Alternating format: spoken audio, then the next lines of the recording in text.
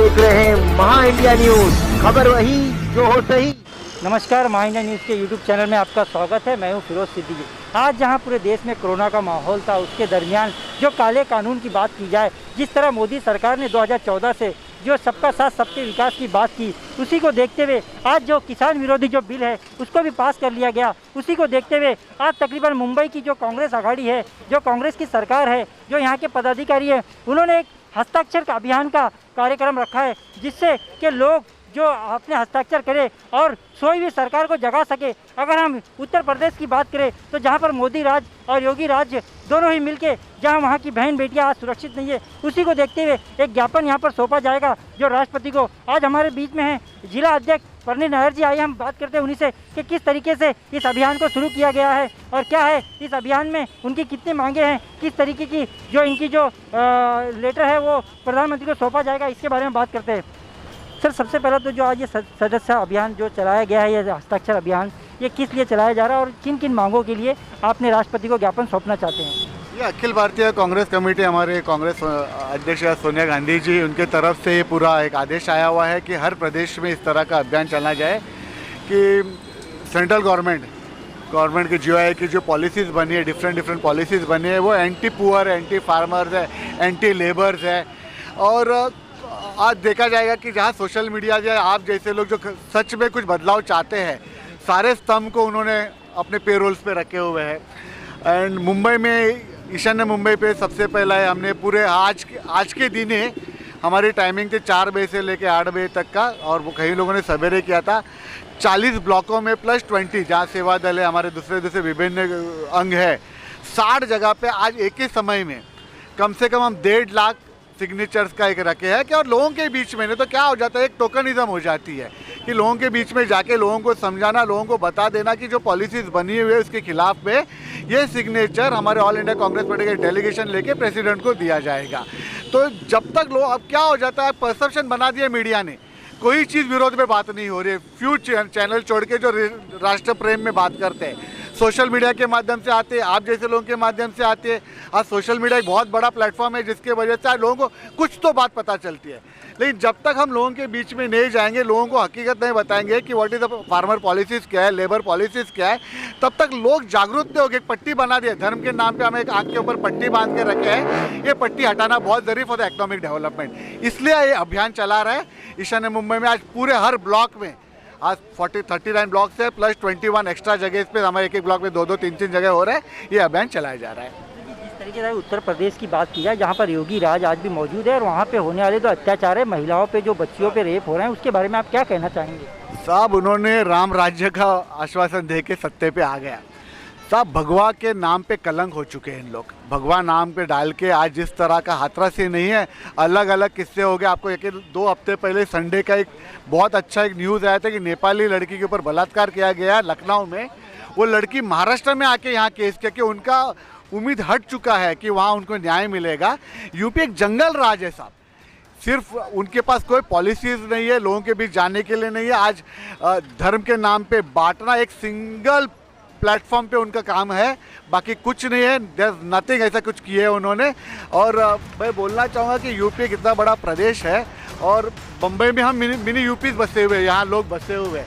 ये बहुत बड़ा एक मैसेज हमें देना चाहिए कि यहाँ से देना चाहिए कि उनको जितना अगले आने वाले साल में 23 में चुनाव होंगे, जब भी चुनाव होंगे, योगी उसको वापस वो गोरखनाथ में भेज देना चाहिए, गोरखपुर में उनको बिठा देना चाहिए। सवाल और मेरे मन में है कि जैसा कि अभी आप देख रहे हैं, जैसे बिहार में इलेक्शन होने वाला है, इलेक्शन को देखते हुए जिस तरह अगर जो बीजेपी का जो गवर्नमेंट होती है, जैसे ही इलेक्शन का दौर आता है उसको देखते हुए मुसलमानों पर हमला शुरू कर देती है। अभी कुछ ही दिन पहले की बात है कि मदरसाओं पर हमला करने की बात आने लगी कि जो सब्सिडी है उनको दी जाने वाली जो सुविधाएं हैं उसको बंद कर दी जाए। ऐसे मुंबई के एक MLA हैं, उन्होंने ऐसा भाषण दिया था बीजेपी के। तो इस पर आपकी क्या राय है? सब उनका एजेंडा है, सिंपल एजेंडा है।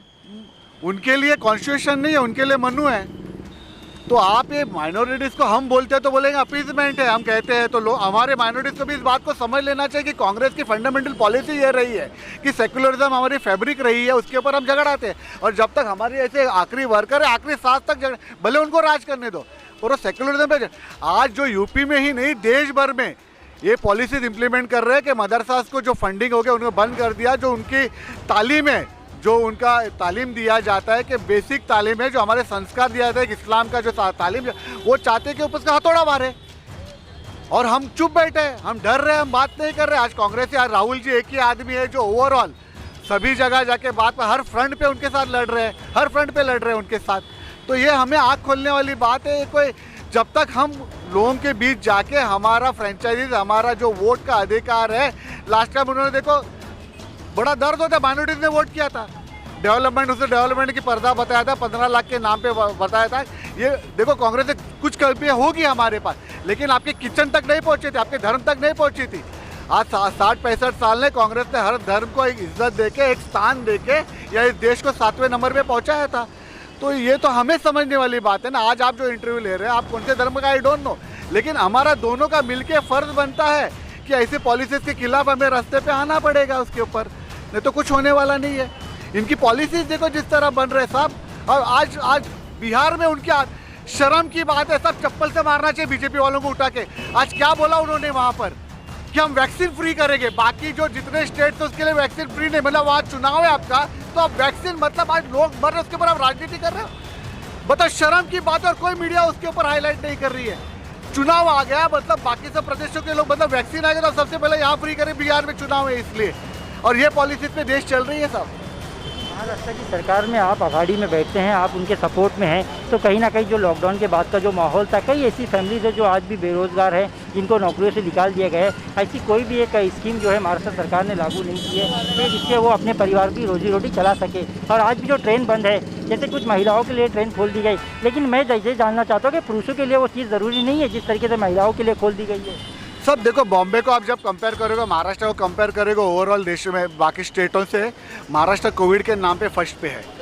तो कहीं जब पॉलिसीज बनते हैं स्टेट गवर्नमेंट को, कहीं देखो बाकी स्टेटों में जो होगा उसके आप कंपेयर नहीं कर पाएंगे। जैसे हमारे कार्यकर्ता भी कितने रास्ते पे उतरना चाहते, हम रोक देते हैं कि आज गवर्नमेंट के, आज बीएमसी में हम हमेशा कॉर्पोरेशन में उनके विरोध रहे, आज सत्ता में भले ही हो लेकिन हम कॉर्पोरेशन में उनसे नाराज है। एज प्रवीण लायर, मैं उनके as a resident of Mumbai में उनसे नाराज है। उनका आज भी वाटर गटर मीटर के ऊपर वोट लिया जाता है, जबकि बॉम्बे इकोनॉमिक सबसे बड़ी पॉलिसी है। लेकिन आज कोविड को मद्देनजर रखे तो कई चीज़ जो पॉलिसी मैटर्स होते हैं उसे सोच समझ के करना पड़ेगा, स्पेशली ट्रेन्स के ऊपर, कि ये जिस तरह बढ़ जाएगा कि आज आपको तकलीफ है, दिक्कत है। और जहाँ रोजगार की बात होती है, आपको पता है कि सेंट्रल गवर्नमेंट के रूल्स पॉलिसीज होती है, जैसे लेबर लॉ उन्होंने विरोध किया है, एमएसपी का विरोध किया है। स्टेट गवर्नमेंट ने पॉलिसीज निकालना चाहिए, सीएम साहब ने निकालना चाहिए अच्छी अच्छी पॉलिसीज जो हमारे यहाँ के युवकों को नया होना चाहिए। हम भी आपके साथ हैं इस मामले में। बहुत बड़ा मुद्दा है मुंबई करों का, सबसे बड़ा जोशलम में रहने वाले लोगों का मुद्दा रहा है कि जो लाइट बिल की बातें हैं, जो लाइट बिल के अमाउंट है उसको कहीं ना कहीं कम नहीं किया गया है, बल्कि उनसे वसूला जा रहा है, जबरन वसूला जा रहा है। तो इस पर केंद्र राज्य सरकार ने क्या निर्णय लिया, आपकी जो विपक्ष की पार्टी उसके साथ बता रहा हूँ, कांग्रेस के मंत्रियों का एक डेलीगेशन गया था स्टेट गवर्नमेंट के सामने, और उनको कहा गया था जो आपने वो एक्साइज और टैक्स लगा दिए हैं, जो आई थिंक 12% और 16% बढ़ा के उसको रिबेट मिलना चाहिए ताकि आम नागरिक को। और कोशिशें देखो, मैं आपको बताना चाहता हूँ, बहुत बड़ी कोशिश चाहिए कि ताकि अंबानी को मिल जाए। आज भी जो सेबोटेज हो रहा है, जो भी हो रहा है, आज देख रहे हो लाइट कंटिन्यूस जाना चालू हो गया है। तो कहाँ ना कहाँ इंटरनल सेंट्रल गवर्नमेंट, जैसा आज सीबीआई को बंद करने की जरूरत क्या है, क्योंकि सेंट्रल गवर्नमेंट हमारे पे पॉलिसी थोप रहा है, लेकिन स्टेट गवर्नमेंट, उद्धव जी, इस मामले में तो हम कहना चाहिए कि हमारे state government Mahavikas Aghadi firm है। जैसे सीबीआई को हटा दिया यहाँ से, कि सीबीआई को आप परमिशन लेके, जैसे स्टार स्टेट में था, दिल्ली में है, आई थिंक आंध्र प्रदेश में है, एंड वेस्ट बंगाल में है, कलकत्ता वेस्ट बंगाल में है, और Maharashtra is the 4th state now. इस तरह जिस तरह बना दिया है कि देखो, जब भी हम एज ए ऑर्गेनाइजेशन है, अगर हमारी सरकार भी पॉलिसी रहता है, हम सड़क पे उतरेंगे हमारे सरकार के खिलाफ भी। ये जिले में तो उतरेंगे साहब, किसको अच्छा लगे या बुरा लगे। धन्यवाद। ये थे हमारे साथ जिला अध्यक्ष प्रवीण नायर जी, कैमरा पर्सन शाहनवाज के साथ फिरोज सिद्दीकी, महा India news, Mumbai. Subscribe and press bell icon to get daily updates.